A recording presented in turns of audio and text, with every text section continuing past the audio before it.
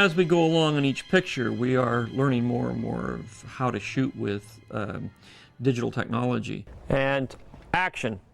It gets better and better every time we go to shoot a picture. The advances have been phenomenal. There's a monitor on the camera there, which is static. There's a monitor on the crane. There are all these monitors scattered all over the place. We have what they call the video village here, these big plasma screens. Every time we move to a different set, they set them up for George, and there's sort of little theater of people out in front of it, and I'm one of the people that sits back there, and it's great for me. What he's seeing is what you will see when you see the movie. Thank you, Captain. Rest well, my lady. Seeing a larger size image is much more helpful because you can see detail. Not only is it just to see the camera angle and see what's seen and what's not seen, it's also from a cosmetic standpoint with C-3PO, even with R2, the reflections that you'd see and what you can get rid of.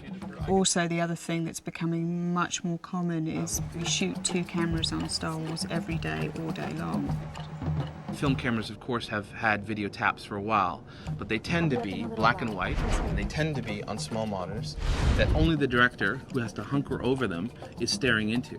If we were looking at a black and white image that big, we would miss all kinds of things that we see when it's this big and it's full color and high resolution. It's fantastic.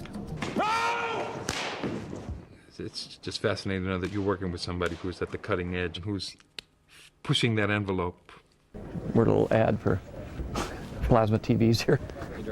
But I'm envious. But it's great because everybody gets to see, you know, all the makeup people, they can see whether there's something wrong. They can actually see it and go and fix it. Every time we were looking at the screens, we could see all the imperfections, and we would fly up and, you know, as I say, sometimes get the scissors out, clip off, or a bit more product, and that's what it's all about. So, you want me to try the other camera in there? Okay, stand by. Video assist is a really cool job because you get to run around with a whole bunch of fun gear, and then we record the takes and we play them back and people analyse them. That was great. And it becomes a bit of an information management game.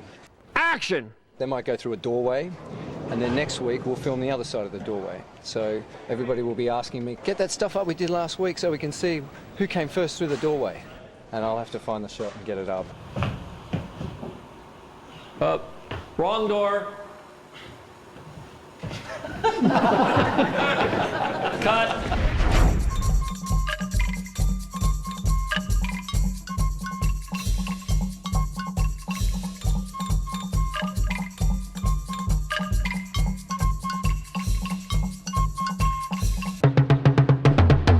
Personally, I don't like video assist.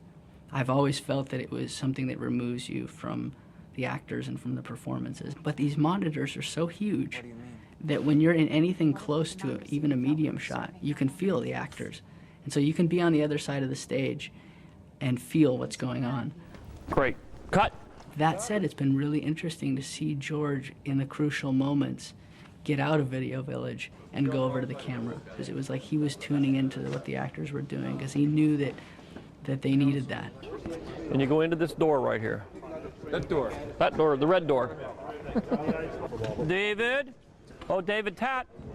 Are you happy? In a way, working with film, you're shooting blind. So you're less likely to take extreme chances. But working with HD, when you can see pretty much what you're going to get, you can be much more accurate. So you can take more chances. You can, if you're going for a very high-key look or a very moody look, you can push it to the edge, right to the edge, before you drop off. They'll always say, great, takes 2 seconds. Only in ILM do they say, no, that's too hard, we can't do it. I was about to say, I'm glad you said that, though. What we would normally do in a film movie, we'd shoot all day, and the next day at lunchtime, they would have the heads of the department meet in the theater, and you'd sort of eat your lunch in the dark and watch the dailies. That's what I've done on all other movies. With this, George can replay the stuff instantly on a nice big screen, and he can make a decision right there on whether he got the shot or not. That was a little tricky getting around there, wasn't it? We may have to go faster. We'll try one more right away. It's just much easier for the filmmaker to do his job. We can even cut the stuff on the set if we want to. And we have, so I could see whether a take was working or not. And then you can send it up to editorial, and they can cut it and do things literally in the same day. You don't have to wait while it gets back from the from the drugstore. So we're striking sets so quickly the next day because we're not waiting for any kind of lab results. I think that the turnaround's very fast. Because of the great technology that's happening here, it does make the days, in terms of the workday, a little bit easier on everybody. So, yeah, there is a kind of calm here. Good morning, Katie. Hey, Dad. Callum, could you go to the end mark for a second? Hi, how you doing? It's fine. Welcome home. Thank you. Because of his love for it, he's trying to take it to another level. And now to come back on this film and see, like, the next generation, he's really pushed the limits of the industry to further the art of filmmaking. And action.